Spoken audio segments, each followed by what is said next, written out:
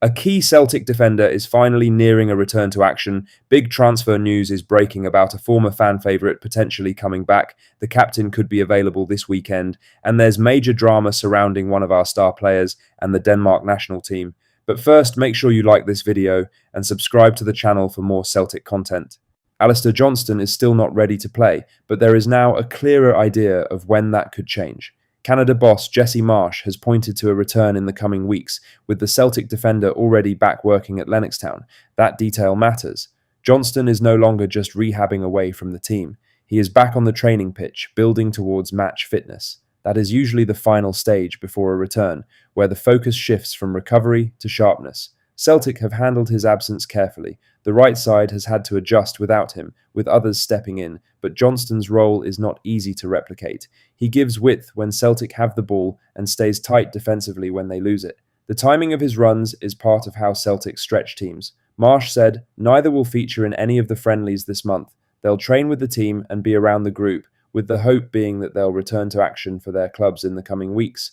Moyes and Alistair are two that, for a long time, we have committed to having them come in and then having them be around the team, which I think more than anything was important mentally for them, but also for them to get up to speed after they've missed a lot of windows, so they will be coming. The key line is the timeline. Coming weeks fits with what Celtic have been working towards behind the scenes. It suggests there has been no setback and that his progress is steady. It also explains why Canada still want him involved, not for minutes, but to keep him connected while he finishes that last part of his recovery. For Celtic, the focus stays simple. Get him back fit and ready for the final stretch. If Johnston returns at the level he was before the injury, it gives the team more control on that side of the pitch. He is close now, training again, building up. The next step is getting him back into games. Now for the main story, as Nicholas Kuhn could be on the move again just 7 months after leaving Celtic, with Tuttomercato reporting that Como are willing to sell the winger for around €12 million this summer. That fee stands out straight away. Celtic sold Kuhn for £16.5 million less than a year ago, which tells you how quickly things have shifted in Italy. It has not worked the way Como expected, despite the club investing heavily and trying to build a side that can compete higher up the table. For Celtic supporters, it raises a familiar question. When players leave and things stall, the idea of a return always comes back into the conversation. It has happened before. Players have come back to Glasgow and found their level again in a team that suits them.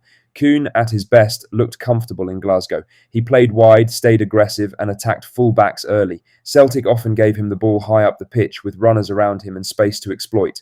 That is a different role from what he has faced in Serie A.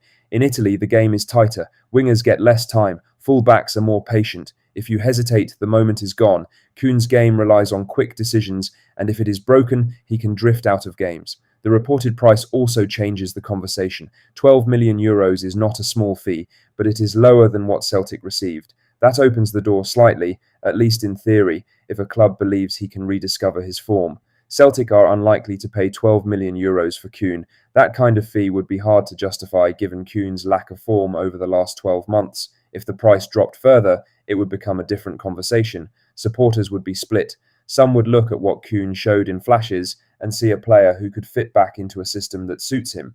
Others would question the thinking behind it. There is always that wider point with Celtic. Going back for a player can feel safe, but it can also raise questions about direction. Instead of finding the next winger, it becomes a case of revisiting one who has already had his time at the club. That tension would sit over any potential move. The talent is there, but whether it is the right step again is another matter entirely.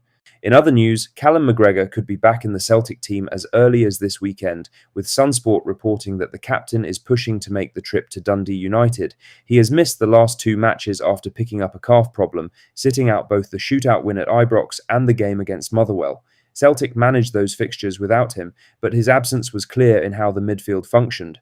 McGregor sets the tempo. He takes the ball under pressure and keeps moves going.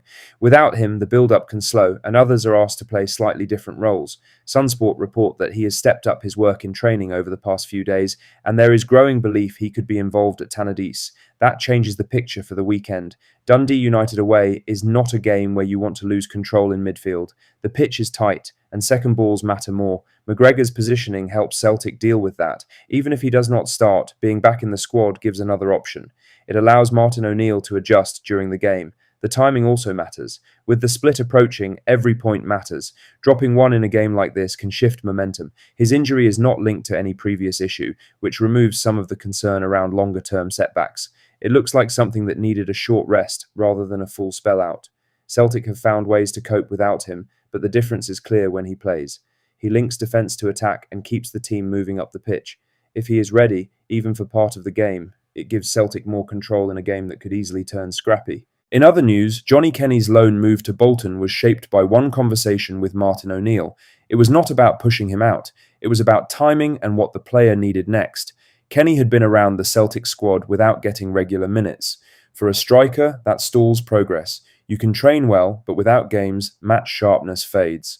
O'Neill had a decision to make. Keep a young forward in the building or let him go and play. With the Ireland playoff on the horizon, the answer leaned one way. Kenny has now been named in the Ireland squad for next week's World Cup playoff semi-final against the Czech Republic. That call-up traces back to that moment in January. He said, "The night before I signed for Bolton, I spoke to Jaime about what I needed to do to get in the squad. He said, you need to be playing regularly. Then, when I spoke with Martin, he wouldn't stand in my way of hopefully going to a World Cup." Martin loves Ireland too. That exchange shows how the decision was made. The message from Ireland was direct: play or fall out of the picture. There was no room for waiting. O'Neill's response was just as clear. He did not block the move. That matters for a young player trying to build a career. It gives him a route rather than leaving him stuck between levels. That suggests the move did what it needed to do. He is playing at a level that keeps him in the conversation. For Kenny, the next step is simple. Take any chance that comes during the international break. For O'Neill, the call in January already looks justified.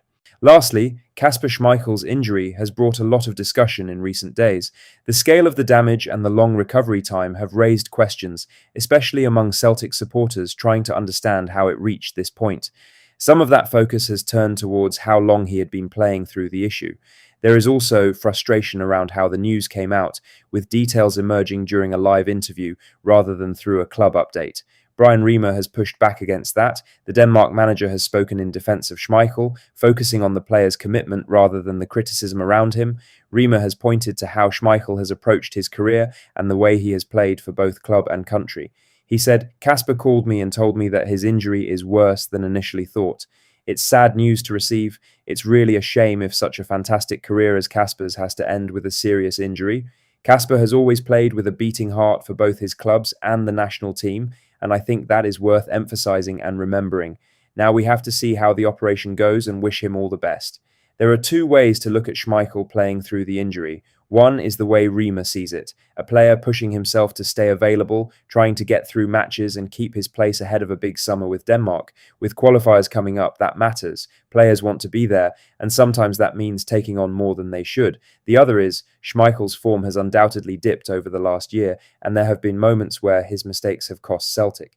That's all the latest Celtic news for today. Make sure to hit that like button, subscribe if you haven't already, and drop a comment below with your thoughts. I'll see you in the next one. Hail, hail.